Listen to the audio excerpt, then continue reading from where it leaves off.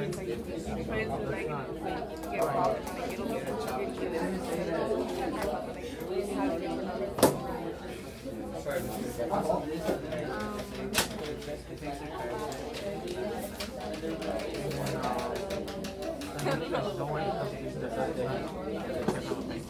Proposal said that the bank increases the active capital of the country. For a second, it said that America doesn't have a lot of money right now. It shows that people want to gain profit because they're security. All right. So, real quick, in Hamilton's own words, why a bank?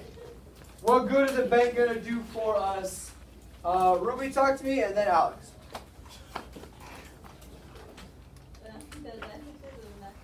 Sure. What's the point of having a national bank? How does he argue for it? Because there's more actual capital, so there's more money being circulated. Cool. There's money being circulated. There's capital to spend on things. When you have a bank, people can get loans. People can invest money. It makes the economy run. We'll talk a lot about economics in this class going forward. But moral of the story, when money's in a bank, the bank can loan money to other people. People can use that money to start businesses, to buy property, to do things that help a capitalist economy function. Nicely done. Sir. Right here it says greatest utility in operations connected with the support of the public credit. And then the video talks about how public credit is Credit. If you don't have money, you can't have credit. Go ahead. and this based credibility and attractiveness to other nations. Yes! It allows the nation itself to pay its debts, to establish credit, to owe money, to loan money, to borrow money, to establish a working economy needs to have some semblance of regulating of credit that happens through the bank. Question. I just bought a house for a lot of money. Do I have a lot of money? No. No, but I have enough credit and I make enough money. I don't make it. My wife makes enough money so that because of our income, we can pay back enough money to have a bigger loan. Does that make sense? Like, I don't have enough money to buy a house, but I have enough credit and I make enough money that they're going to say, yes, he can pay back this much money over the course of the next 30 years. But apply that to the nation. Hamilton's arguing like us owing money is not a bad thing. If we owe money to Britain and money to France, Britain and France want us to succeed because we got to pay them back. So economically speaking, it makes more sense. Debt's not a bad thing. Debt can be a good thing if you use it right. Cool. Other reasons why? Those are the two big ones. Is there other reasons why we should have a bank? Yes, sir. Go for it. It talks about how they get interest when they leave their money in the bank. Interest. Money grows. Over here, we're pointing out the fact that if you leave your money in a box, is your money safe in the box? Yeah. Does it grow? No. No, you put your money in a bank, maybe it's a little bit less safe. There's a risk, but it grows. Yes, ma'am. Oh, of course. That's like asking me if I take late work. Yes, as long as you do it. This didn't really make much sense to me, but like I feel like it does correlate with that, where it says banks to increase the active capital of the country. Yep. I don't know exactly what that means, but I think Increases the money that can be used for other things. So when you have a bank, you increase what's called the active capital, is money that can be actively used for something. So the more money people put in banks, in this case the Bank of the United States, the more money the U.S. can loan out, the more money people can access, the more we can do with our economy. Right? Whereas Jefferson's going to argue like, I don't trust this bank, it's a national institute, it's too much power in the hands of the rich. Yes, sir. Did you also say they made national currency? And to regulate national currency, absolutely. And to regulate national currency. Good. So, all I put for you for Hamilton's financial plan is there's 3 steps. Why is he making that step? Why does he argue for this thing?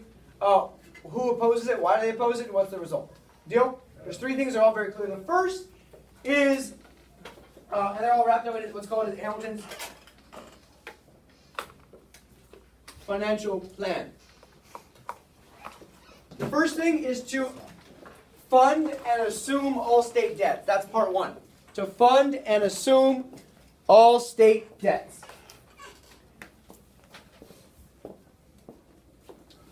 This is a pretty good infographic.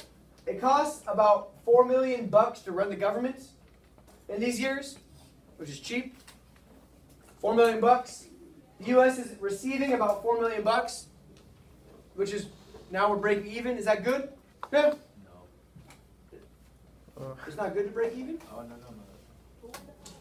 So we're going to add on the fact that we also owe $77 million. Hamilton looks at this and says, nobody's ever going to loan us money. When our states owe all this money, we owe all this money, it's all sorts of bad. This is a bad situation. It costs this much, we make this much, we're going to pay for that, we can't pay for the $77 million. Billion. How much is the debt now? Way too big. We still owe?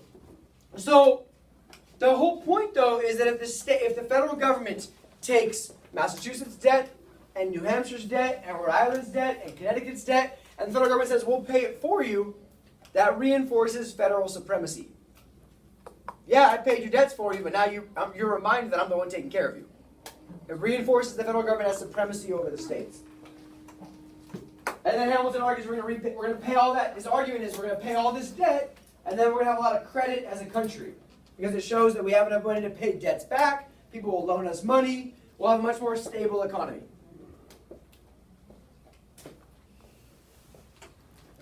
The opposition argues, mostly in the South, hey, we're Virginia. We paid back our debt. Why should we be in the same situation as these other states that didn't pay back their debt because they're irresponsible? And if you listen to Hamilton, that's when Hamilton argues to Jefferson and says, well, we know how you pay back your debt because you don't pay your labor.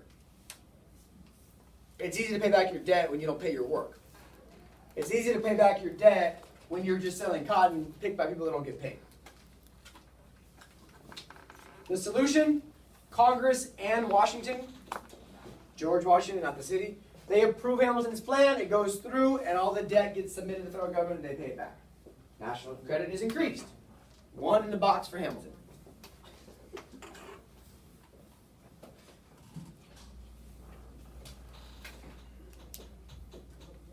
The board looks wild today. It's like 1 hour duration. Good. Part 1. Part 2 is the establishment of a bank. The bank is going to hold, and there's a whole bunch of part 2 in your next page. The bank's going to hold the money. As Elion pointed out, thank you, sir. The bank's going to circulate this national currency of $1. The bank's going to lend money to the government and to people.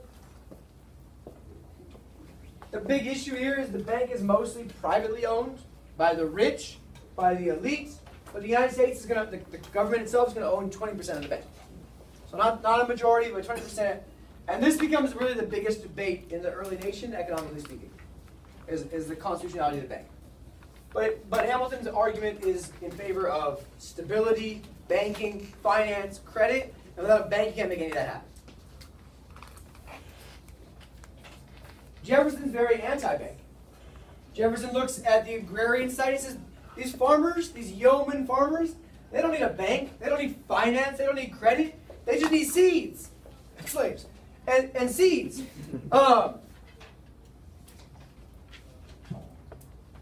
And Jefferson argues, hey, here I am. It does not say in the Constitution you can make a bank, Hamilton. You can't do that. And Hamilton says, it doesn't say that I can't. Stop me. Jefferson argues that the powers not given to the federal government are saved for the states. 10th Amendment. So it should be a state decision. The states can make their own bank. Virginia, you can have a bank. Maryland, you can have a bank. Who do you want to be? Massachusetts, you can have your own bank. New York, you can have your own bank. Rhode Island, with your super looking ass, you can have your own bank. That's fine. That's fine. Which is a very strict interpretation. That since the federal government doesn't give the right to the Congress to make a bank, it should be a state decision. Very 10th Amendment. What's Hamilton's argument going to be on the backside? If Jefferson's using the 10th Amendment, what's Hamilton going to argue with? Oh, but no, you can just Elastic clause. Elastic clause. Thank you, Mr. Rios. He's going to say, no, I don't need the amendment to tell me I can do it. The government said I can't, so I'm going to do the bank anyway. He's going to use the unnecessary and proper or elastic clause, a very loose interpretation. Washington agrees with Hamilton, despite the arguments. We'll listen to this after school if you guys want. Jefferson loses this one. Congress agrees, passes the bank. Washington signs it, and now we have a national bank for the next 20 years. The 20-year charter. But I'll argue that banking, finance, tariffs, and economics are a way bigger problem in the early republic than slavery is, in terms of like argumentation. We're going to have way more debates in the first 40 years of the United States about tariffs, banking, bank policies, economics than we do about slavery. So the next 20 years we'll have a bank. This becomes a very sectional issue. The North likes the bank. Why would the North like the bank? Real quick. Oh, well, it's the wealthy. We're wealthier, sure, and economically speaking. Go ahead. More of a chance to do well. No, I'm looking for industry, manufacturing, trade. Yeah. The South doesn't like it. What does the South do economically? Agriculture. They're farming. Yeah. Yeah. So it becomes a North versus South issue. The North likes the bank, South doesn't. Hamilton wins, he gets the bank. Third issue is taxes. Who doesn't love taxes? Do Americans like taxes? No. They don't mind local taxes. Remember from colonization, they mind being taxed by a faraway big government. So 2 things on part 3 you should know. The first is a whiskey tax. Literally a tax on whiskey. That's why it's called the whiskey tax. American politics. And the second is a tariff. Who knows how tariffs work? Tariffs are a really big deal. Mr. Malta told you. Mr. Banks didn't tell you this one? He kind of, I bet he kind of did. I wish he taught us a little more science. So, a tariff works like this. I don't want to run out of time, but this is important. You guys with me? Yes. All right, so we're going to use TVs. TV 1, TV 2. This TV, same TV, right? Big TV, flat screen, looks good. HD. I don't care. This one costs $500. This one costs $750. Which one do you buy? 500. Why? Because it's probably I told you it was the exact same TV. Is that a smart TV? It's a flex. Try to show a receipt on your Snap. $500. Okay, raise your hand if you want the $500 TV. Badass. There we go. Smart. Economics. You guys are good. Except this guy wants a $750 TV because you can't pick up either one. They're too big for you. So, this TV is made in China. This TV is made in the U.S. Now, you guys, who here is rich? I'm not rich. Are we still buying the first TV? Hell yeah. Yeah, for the most part, we are. Cool. So it's same quality, $250 cheaper. Some of us will say no, it's made in China. I want to buy the U.S. one. I get that. But for the most part, most people are still buying the one from China. You with me so far? Now the only reason we want people to buy U.S. made TVs, but nobody's doing it because we want to make sure the money's staying in the United States, that we're supporting the U.S. economy. So they But tried isn't the to only bring reason it. that China's cheaper because of their labor? Sure, but who cares? We want a cheap TV. That's not the point for today. We're not talking about Chinese labor in 1786. I'm using an analogy. Okay. So what we're going to do, because we want people to buy United States TVs, is, let me speak. We're going to add a tariff, which is a tax on overseas goods. We're going to add a tax of $300 on all TVs made in China. Now this TV is now $800. I was smart. And You said you were. First time for everything, apparently. And this TV is $750. Now raise your hand if you still buy the Chinese TV. So now you buy this TV. Who wins? The U.S. The U.S. economy wins. Who else wins? Me. No, hear me out. Who else wins? Oh. This TV company wins. Who loses? China. Sure, who else loses? TV company in China. You lose. Because you just paid $250 more for a TV. That's what they want you to do. Oh. I wanted China just to buy a TV. This is why you're an idiot. Talk to me. This is important, guys. Talk to me. Does it also come with the shipping tax? It doesn't. I'm just giving you a very simple black and white analogy. Oh, okay. So you see how you lose, though? Because what you could have got a TV for $500, now you're getting a TV for $250 because of this tariff. What originally was a $500 purchase is now a $750 purchase.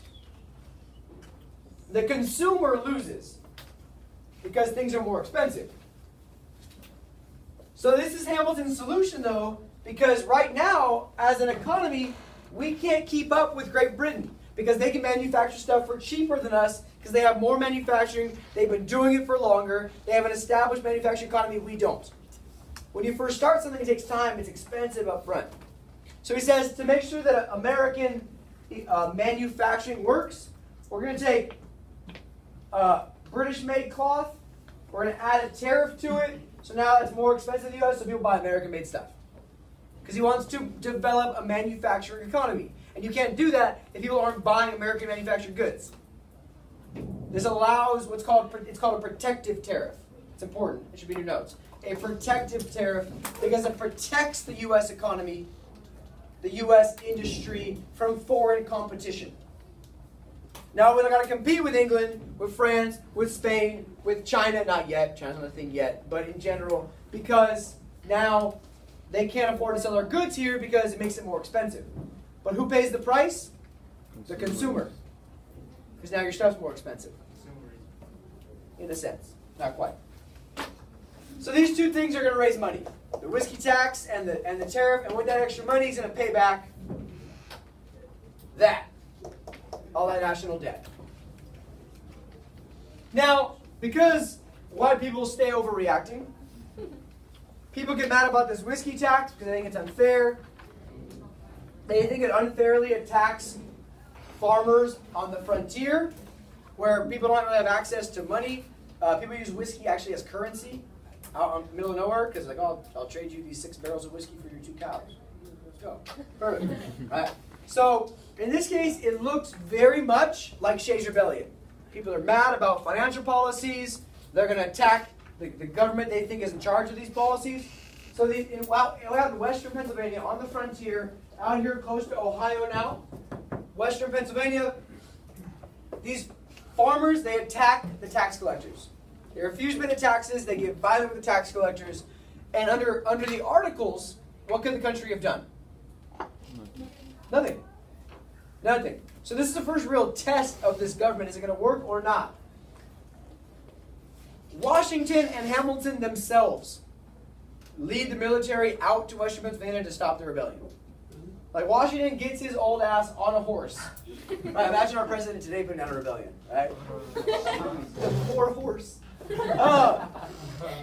And they very quickly and very bloodlessly, with very very limited injuries and casualties, they stop the rebellion before it grows big, showing right away this government has teeth that the Articles government was lacking. Here's a rebellion, boom, army's there, president's there, Hamilton's there, stop. So whether you like this idea or not, to some, this looks a little bit like tyranny. To others, it looks like we're actually enforcing our laws. This asserts that there is federal authority over lawlessness that did not exist under the Articles. And it says the public can denounce and protest laws if they want, but you don't get to choose just to not follow a law. Jefferson is furious because he looks at it as an overuse of executive authority. He says the military shouldn't be used to put down domestic problems. That's not a democracy. We're using the military to threaten people that are citizens of this country because they're rebelling, because they're protesting.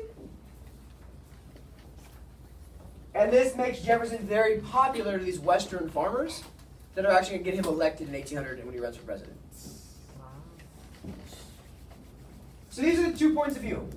2 points of view. Hamilton says, whenever the government appears in arms, shows up with the military against an insurrection riot, it ought to appear like Hercules and inspire respect by the display of strength. You rebel, we'll show up with the whole army and see what you want to do about it. You want to rebel now? Yeah, I didn't think so. Jefferson thinks the other way around. He says a little rebellion now and then is a good thing. Rebellion is necessary. And in the political world, as storms in the physical. It is medicine necessary for the sound health of government. He goes on to say, the tree of liberty needs to be fed and watered once in a while with the bloodshed of rebels. Rebel once in a while. Die for a cause, and it'll make the government responsive to your needs. So two very different views on rebellion that are demonstrated both in the French Revolution and the Whiskey Rebellion. So I have for you the 2 points of view on the Whiskey Rebellion. I'll let you skip that, but I still want it read for your binder check. So just skip through for me real quick.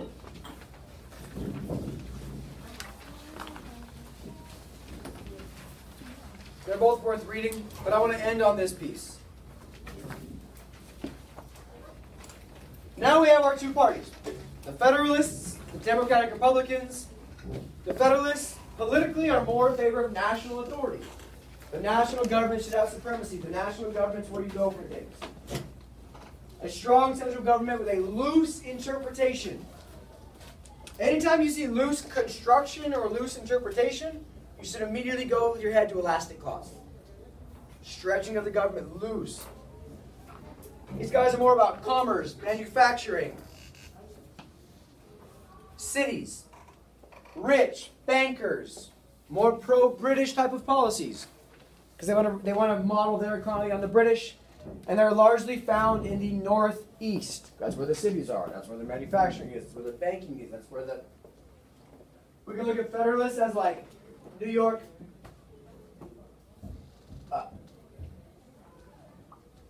Feds, Democratic Republicans. The Democratic Republicans, in theory, are actually anti-federalist in every way. They're the opposite in every single category. More states' rights, less national authority. Local governments, state governments, strict interpretation. A more farming-based economy. Yeoman, self-sustaining, small farms. Regular, old, common class people. Small farmers, some plantation owners, the artisans, the small business owners, not the big rich people. They're much more pro-French Revolution, anti-British, and they're largely found on the frontier, where there's farms, and in the south, where there's farms, in rural areas.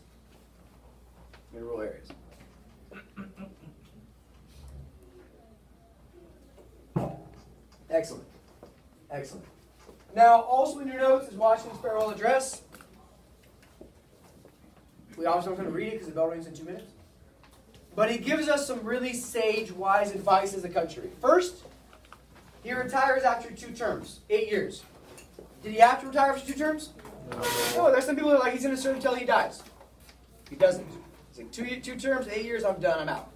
Every president follows that vague rule, until FDR in the 1930s and 40s. Every president after that's like, yeah, we'll follow this legacy of Washington and leave for 2 years. He leaves the precedent of being called Mr. President, not Your Royal Highness, His Majesty. Just simple Mr. President's fine. Every president since has gone by the same title. The precedent of having a cabinet, staying neutral, having a relationship with Great Britain, and giving a farewell address that gives advice to the country based on what you've learned as president. Excellent time. Now, can you stop the video, please, Jerry?